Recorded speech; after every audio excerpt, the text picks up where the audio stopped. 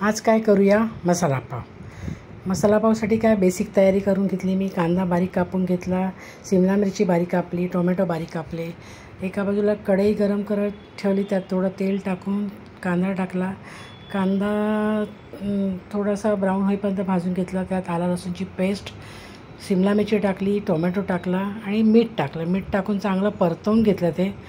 आणि मग त्याच्यामध्ये थोडं काश्मीरी मिरची पावडर, हळद टाकली आणि पावभाजी मसाला टाकला आणि ते पण चांगलं मी परतवून घेतलं. चांगलं परतवून घेतल्यानंतर माझ्याकडे पनीर पण होतं. मग पनीरचे पण छोटे छोटे क्यूब करून मी टाकले त्याच्यात आणि चांगलं परतवून घेतलं. मग नंतर थोडं त्याच्यामध्ये मी पाणी घातलं.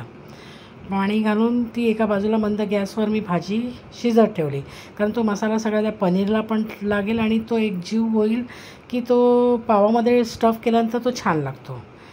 मध्ये मध्ये बघा तुम्हाला मुलाचा माझ्या हात दिसेल, कारण मसाला पाव करतो म्हटलं तर त्यांनी पण मला बऱ्यापैकी मदत केली. मग पावाला बटर लावून घेतला होता मी आणि एका बाजूला तवा ठेवला. तव्यामध्ये थोडं बटर टाकलं आणि जी मी भाजी तयार केली होती ना, ती भाजी मी तव्यावर टाकून घेतली.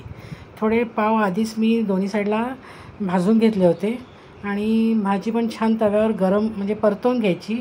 तव्यात केली की अशी ना खूप छान लागते. हा बघा मुलाचा माझ्या हात. मग त्याच्यामध्ये मी थोडं चीज टाकून घेतलं, एक स्लाईस टाकली चीजची आणि मग ती भाजी गरम झाल्यामुळे ते चीज त्याच्यामध्ये कसं मेल्ट झालं आहे. तर चीज झाल्यामुळे काय होतं, भाजी अशी छान क्रीमी होते, त्याचं टेक्स्चर पण चांगलं येते. आणि मग नंतर भाजीमध्ये चांगलं चीज मेल्ट झाल्यामुळे मग ती भाजी आपण पावामध्ये भरून घ्यायची. हा बघा पाव बघा कसा छान भाजून झाला आतून पण.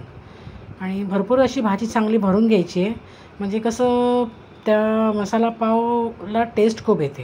आता कमी भाजी भरली की नुसतं पावच लागतो, तर तसं न करता त्याच्यामध्ये भाजी चांगली स्टफ करून घ्यायची आणि थोडं वरून क्रंचीनेस येईपर्यंत पाव चांगला भाजून घ्यायचा आहे. म्हणजे काय होतं, आतमध्ये भाजीचा मऊपणा राहतो आणि वर पाव थोडा क्रंची, मग तो खायला पण छान लागतो.